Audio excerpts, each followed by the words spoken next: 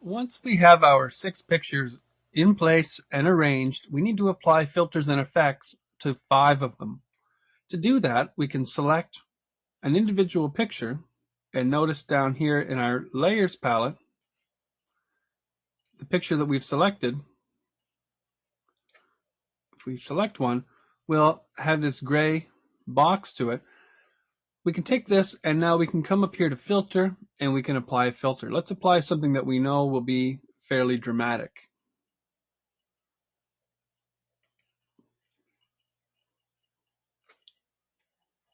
So we can see here a preview of what it's going to look like, and we have some options.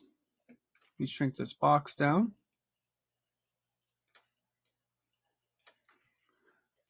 We can control here what it's going to look like. Now we don't want it to look completely destroyed or totally unlike the picture, so we'll pick something like that. And now here we can change certain other aspects as well. In this case, we're changing the size of the blocks to be very small or to be much bigger, and we're changing here the amount of dark space in between to be very little or higher.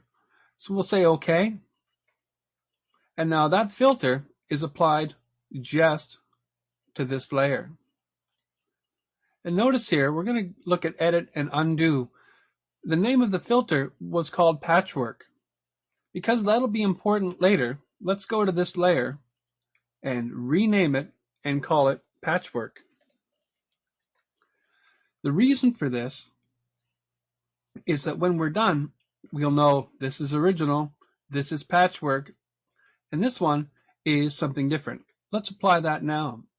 Here, if we have in the side, in the palette bin, if we have this arts and effects palette open, we can pick the option here for applying effects, filters, and layer styles, and we can actually here see a visual indication of what they'll look like. So to this one, let's apply watercolor. We can click apply, and the same thing will happen, that a box will open up and we can pick some options. So we may want to pick fresco or perhaps a palette knife. And again, we can change some options here, the stroke size, the amount of detail, and we can soften or harden the picture a little bit. Once we find something we like, again, remember this is called palette knife. We can say OK, and then we want to rename that layer. So let's do that. That's layer 4. We will rename it to be